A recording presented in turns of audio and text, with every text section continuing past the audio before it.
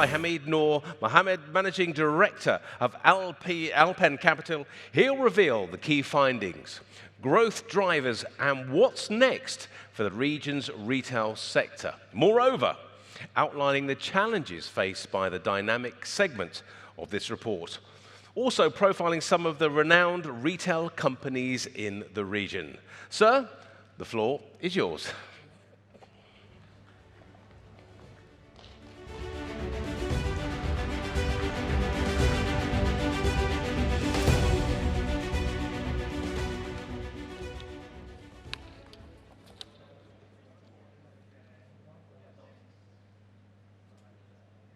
Is something coming up here? There we go. Thank you, everybody. Now, when people typically think about retail, what do you think about? You're talking about storefronts, people talking about the consumer. How do you get to the consumer? Let me take a step backwards and try to address what the macroeconomic views are, where the industry as a whole is going. And that is what I'll be primarily addressing today. Like it was introduced, we look at a few growth drivers and generally what are the patterns that are going to be seen over the next 3 to 5 years.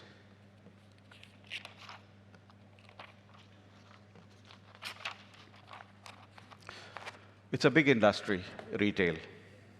About $310 billion, that's at the end of 2023. And growing.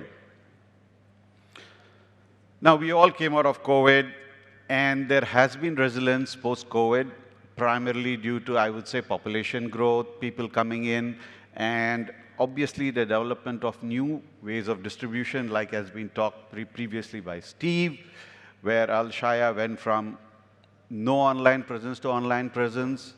Everybody is looking at multi-channel approaches to the consumer, and most certainly e-commerce. I mean, I would love to have that kind of a graph on my sales figures, but that's the e-commerce figures that you see over the last few years. So what's the outlook for the industry? Where is this industry going to go? So what we did is we took a bunch of data. You know, boring bankers we are. We took GDP. What else did they put in? They took in population, tourist arrivals, imports, trade flows. All of this was put into a model, and then you try to extrapolate and see where the GCC retail industry was heading. So we see a close to 5%, more precisely about 4.6% over the next 4 years in growth, reaching about $390 billion by 2028.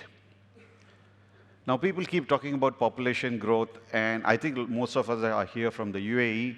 We should not make that mistake, enormous population growth. But across the GCC, it's nominal at about 2% over the next 4 years, and that's where you see the growth coming from.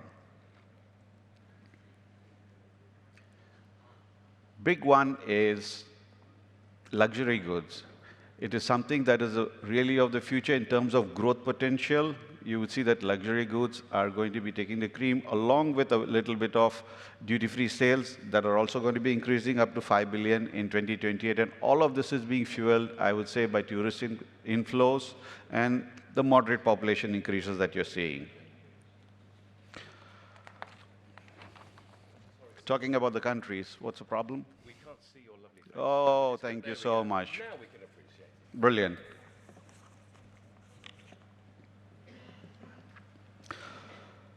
Saudi and UAE, biggest markets, biggest bubbles out there, as you can see. And by 2028, 78% of all retail sales in GCC are going to be coming in from Saudi and the UAE.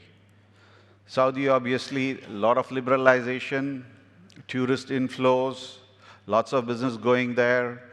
And obviously, there's a lot of cultural change that has happened, and that is going to be naturally seeing the growth. And if you remember in the panel discussion, Saudi was mentioned as a key destination for most of the retailers to go into.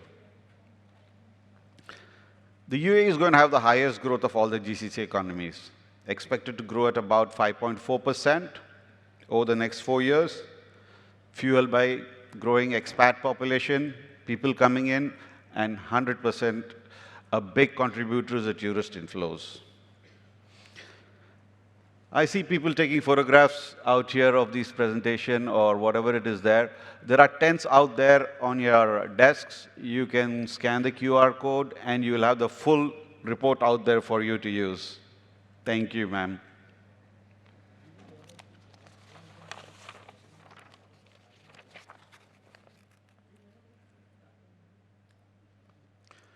What's the supply side look like? Are there enough malls or do you need more malls? This slide talks about the GLA, gross leasable area across the GCC. Now, there's a lot of projects that are under development over the next 4 years. This is the projection. And 70% of all the additions are going to come within UAE and the Saudi. Now, if you assume 80% of all the projects that are ongoing get completed over the next 2 to 3 years, then you're talking about a 3% CAGR growth in gross leasable area, which goes up to 3.9 million square feet. So if it's 100%, that's a much higher figure. It goes to 25.7 million gross leasable area in square feet. Now, what are the growth drivers? I think most of us know what the fundamental growth drivers are, but this region has economic resilience. The GCC on the whole has grown about 7.7% in GDP in 2022. That's very healthy compared to the rest of the world. And so that has kept business going on. And needless to say, demographics. Young population, wealthy population, lot of high net worth individuals. Now, if you look at the GDP of the overall GCC, it's at about $70,000.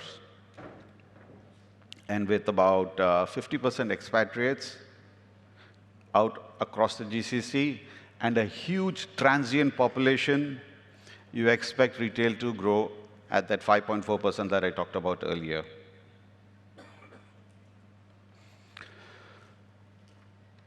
Tourism is going to be one of the biggest drivers. Not only in the UAE, but across the GCC, you've seen visa regulations that have been eased. Tourist flows are increasing, and tourist spending, I would say, has increased about 30% in 2023. That's just the tourist spends.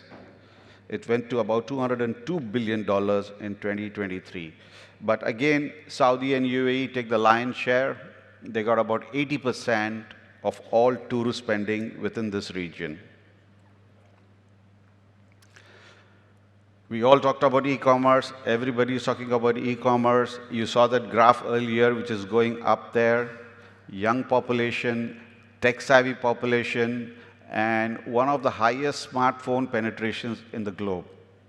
So that naturally leads to increase in e-commerce. And obviously, consumer habits have changed. People have learned from COVID how to use e-commerce, and people are getting comfortable with it. And the convenience factor, second to none. And I think you retailers know it very well that you developed all these omnichannel strategies to go to the customer. What are the challenges this industry is going to face? We are not isolated. We are part of the globe. As they say, if America sneezes, the world catches a cold. So we are not immune to what is happening around the globe. And please remember, 70% of total exports of Kuwait, Qatar, Saudi, and Oman are hydrocarbon driven. So oil prices certainly have a significant effect on the spending and rise in retail sales. We all are going through inflation. Are people going to continue spending? Not spending? Is it going to come down? Is it going to go up? This obviously is a challenge, and we do not have a real crystal ball to see where this is going to go. This is a major one for all retailers.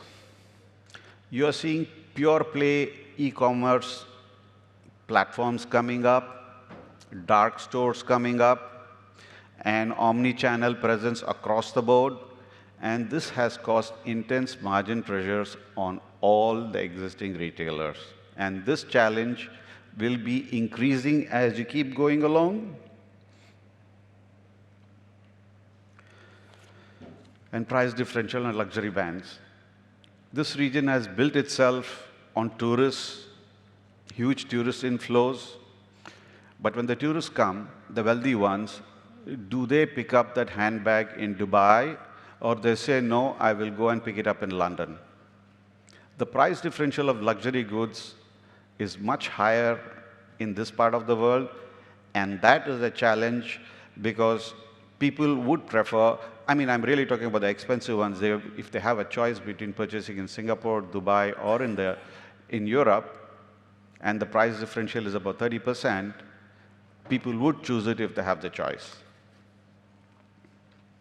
We talked about omnichannel business models. That is a new trend. No surprises out there.